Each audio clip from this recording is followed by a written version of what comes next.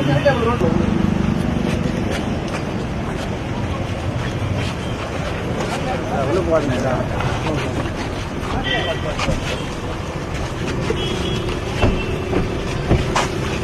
உத்தரவாதம் கொடுத்தாரு. இல்ல இதுல வந்து திட்டமிட்ட சதி இருக்கா, அதுக்கு ஏற்ற மாதிரி தான் நாங்கள் எஃப்ஐஆர் போடுவோம். அவங்களுடைய கால் ரெக்கார்ட்ஸ் எல்லாம் செக் பண்ணுவோம். அவங்களுடைய குடும்ப பின்புலம் ஃபுல்லாக நாங்கள் செக் பண்ணுவோம். எல்லாத்தையும் செக் பண்ணி நாங்கள் விசாரிக்கிறோம். விசாரிச்சு சார்ஜ் ஷீட் போடுறோம்னு சொல்லியிருக்கோம். அவர் சொன்ன வாக்குறுதியை நம்பி நாங்கள் எஃப்ஐஆர் காப்பிக்காக வெயிட் பண்ணிட்டு இருக்கோம். அதில் ஏதாச்சும் மு.க. ஸ்டாலின் சாருடைய இன்ஃப்ளூயன்ஸ் இருந்தால் உடனடியாக நாங்கள் உண்ணாவிரத போராட்டத்தில் கண்டிப்பாக இறங்குவோம். இந்த எலெக்ஷன்ல ஜெயிக்கிறது போறதெல்லாம் அதுக்கப்புறம். எங்களை நம்பி பெண்கள் வரும்பொழுது அவங்க மேல ஒரு சிறு தூசி பட்டா கூட நாங்க வந்து சும்மா விட மாட்டோம். அவங்க மேல பாட்டிலே அடிச்சு உடைச்சிருக்காங்க. தலையில பட்டிருந்தா அவங்க உயிரிழப்பு கூட ஏற்பட்டிருக்கும். கடுமையாக நாங்கள் கண்டிக்கிறோம். அதனால இன்றைக்கு எஃப்ஐஆர் காப்பியாக வெயிட் பண்றோம். எங்களுடைய பிரச்சாரம் மீண்டும் வலிமையுடன் காலைல பர்மிஷன் வாங்கிட்டு எந்த வெஹிக்கிளும் யூஸ் பண்ணாம ரோட்ல நடந்து ஒவ்வொரு தெருவா ஒவ்வொரு வீடு நான் போவேன். அதை நான் பதிவு பண்றேன். சிசிடிவி ஃபுட்டேஜ் நாங்க வந்து போலீஸ்ல கொடுத்திருக்கோம். அது எங்க கிட்ட இன்னும் யாரு கைது பண்ணாங்க அவங்க முகத்தை எங்களுக்கு காமிக்கல. எங்க கிட்ட இருக்கு. அரெஸ்ட் பண்ணும் பொழுது கண்டிப்பா அவங்க முகத்தை காமிக்கணும். வீடியோ எங்க கிட்ட இருக்கு, ப்ரூஃப் இருக்கு. ஆனா காவல்துறை யாரு அரெஸ்ட் பண்ணாங்கிறது காமிக்கல. நாங்க ஃபுட்டேஜ் கொடுத்துட்டோம். ஃபுட்டேஜ் கொடுத்து கைது பண்ணி வச்சிருக்காங்க. காலையில எல்லா விதமா நாங்க வந்து உங்களுக்கு எல்லாம் நீங்க என்ன சொன்னீங்களோ அதுக்கெல்லாம் நாங்க எஃப்ஐஆர் போட்டு நாங்க வந்து உங்களுக்கு தரோம்னு சொல்லியிருக்காங்க. கொஞ்சம் டைம் கொடுங்கன்னு கேட்டிருக்காங்க. காவல்துறைக்கு நாங்கள் வந்து ஒத்துழைப்பு இப்பொழுது கொடுக்கிறோம். காலையில 10 மணிக்குள்ள இதுக்கான எஃப்ஐஆர் காப்பியும் சிசிடிவி ஃபுட்டேஜ் இருக்கவங்க தான் கரெக்டா அரெஸ்ட் பண்ணிருக்காங்கன்னு சொல்லியிருக்காங்க. காப்பீஸ் எல்லாமே நாங்க கொடுத்திருக்கோம். எங்களுடைய அட்வொகேட்ஸ் டீம் மினிட் நைட்டு தூங்காம நாங்க இதை வாட்ச் பண்ணிட்டு இருக்கோம். கடுமையான நியாயம் கிடைக்கும். இனி தமிழக வெற்றி கழக தொண்டர்கள்ல பொதுமக்கள் மீது கை வைத்தால் கண்டிப்பாக தமிழக வெற்றி கழகம் எங்களுடைய உயிரை மீறி அவங்களை காப்பாத்துங்க நாங்க சொல்றோம். தேர்தல் அலுவலர்கள் என்ன சொல்றாங்களோ அவங்க 300 பேர் சொன்னாங்க. அதுக்கு மேல சேர் போடல. ஒரு பாதையை விட்டோம். அதே மாதிரி ஒரு அறவழியில எங்களுடைய பிரச்சாரத்தை தொடங்கணும். பிரச்சாரத்துடைய நடுவுல ரைட் சைடுல ஒரு மேன்ஷன் தங்கும் விடுதி இருக்கு. அங்க இருந்து 2 பேர் பாட்டில்களை உடைச்சி தூக்கி எறிஞ்சாங்க. அண்ணன் நாஞ்சில் சம்பத்தன் பேசிட்டு இருக்கும்போது இந்த சம்பவம் நடந்துச்சு. இம்மீடியட்டா நம்மளோட நிர்வாகிகள் மாவட்ட செயலர் எல்லாரும் அங்க ஓடினாங்க. அதுல என்னுடைய அம்மா வயதில் இருக்கக்கூடிய ஒரு அம்மாவுக்கு அந்த பாட்டில் நேரா வந்து அவங்க முட்டில ஸ்ட்ரைட்டா அடிச்சு உடைஞ்சிருக்கு. இந்த உடைஞ்சு தெரிச்ச வலியிலையும் அதிர்ச்சியிலையும் அவங்க மயக்கம் போட்டிருக்காங்க.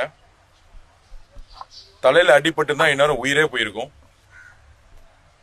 ஸோ அவங்கள தூக்கிட்டு போய் ஹாஸ்பிட்டல்ல சேர்த்து இந்த கூட்டம் முடிஞ்ச உடனே அவங்கள போய் பார்த்தேன். அந்த காலெல்லாம் வீங்கி இருக்கு.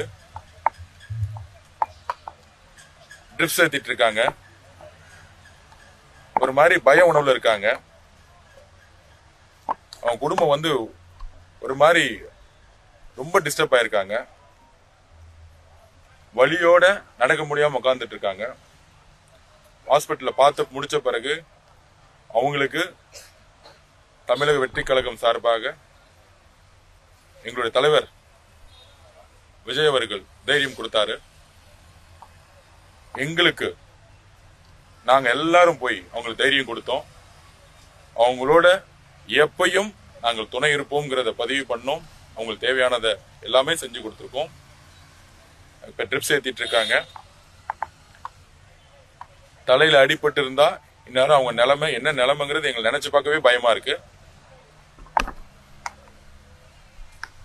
அங்கிருந்து இங்க போலீஸ் ஸ்டேஷன் வந்தோம். இன்ஸ்பெக்டர் கிட்ட பேசணும். நாங்கள் கோரிக்கை வச்சோம். சிசிடிவி ஃபுட்டேஜ் உடனே நாங்க ரெக்கவரி பண்ணிட்டோம். உள்ள ரூம்குள்ள நிறைய பாட்டில்ஸ் இருந்திருக்கு. அதை உடைச்சி வச்சிருந்திருக்காங்க தூள் தூளா. இதை வந்து திமுகவுடைய மு.க. ஸ்டாலினுடைய பயம் எங்க பார்த்தாலும் அவருக்கு தெரியுது. நேற்று குளத்தூருக்குள்ள வரக்கூடாதுங்கிற என்ற உணர்வுடன் காவல்துறையே இல்லாம நேற்று ஒரு பெரிய ஸ்டாம்பீடை உருவாக்க பார்த்தாங்க. பாதியிலே பிரச்சாரத்தை முடிச்சோம். வில்லிவாக்கத்துல பிரச்சாரம் பண்ணலான்னு ஆரம்பிக்கும் பொழுதே 2 குண்டர்களை வச்சு பாட்டில உடைச்சு, அதுவும் பெண்கள் மேல உடைக்கிறாங்க. பெண்கள் மேல உடைச்சா அவங்க பயந்துட்டு இனிமேல் கூட்டம் வரமாட்டாங்க, பிரச்சாரத்துக்கு வரக்கூடாதுங்கிற ஒரு கேவலமான சிந்தனை, ஒரு ரவுடித்தனமான அரசியலை இன்றைக்கு மு.க. ஸ்டாலின் அவர்களும் சேகர் பாபு அவர்கள் மாதிரி இருக்கக்கூடிய ரவுடிசம் உருவாக்கக்கூடிய அமைச்சர்களும் அதை உருவாக்கிட்டு இருக்காங்க. அரசியலை நாங்க ஜனநாயக பூர்வமாக 5 வருஷமா செஞ்ச ஆட்சியை செய்த தவறுகளை நாங்க சொல்லி காமிச்சிட்டு இருக்கோம். இதை தவிர நாங்க எதுவும் செய்யறது இல்லை. ஆனா அவங்களை எதிர்த்து யாருமே பேசக்கூடாதுன்னு ஒரு மன்னராட்சி மனநிலையை உருவாக்கி இன்னைக்கு ஒரு அம்மா ஹாஸ்பிட்டல்ல படுக்க வச்சிருக்காங்க. அவங்க குடும்பம் ஹாஸ்பிட்டல்ல நிக்குது. சாதாரண ஒரு ஏழை குடும்பம் அது. எங்க தலைவர் விஜய் அவர்களுடைய கட்சியை விரும்பி இந்த பிரச்சாரத்தை பார்க்க வந்தவங்க, அவ்வளவுதான். கரூர்ல ஆரம்பிச்சு இன்னைக்கு வரைக்கும் நாங்க எல்லா கொடுமைகளையும் இந்த திமுக அரசு கிட்ட இருந்து நாங்க எதிர்கொண்டுகிட்டு இருக்கோம். காவல்துறையும் இந்த அதிகாரத்தை வச்சு, பணபலத்தை வச்சு எங்களை எந்த அளவுக்கு வந்து நெருக்கடி கொடுக்குமோ அதை நெருக்கடி கொடுத்துட்டே இருக்கிறாங்க.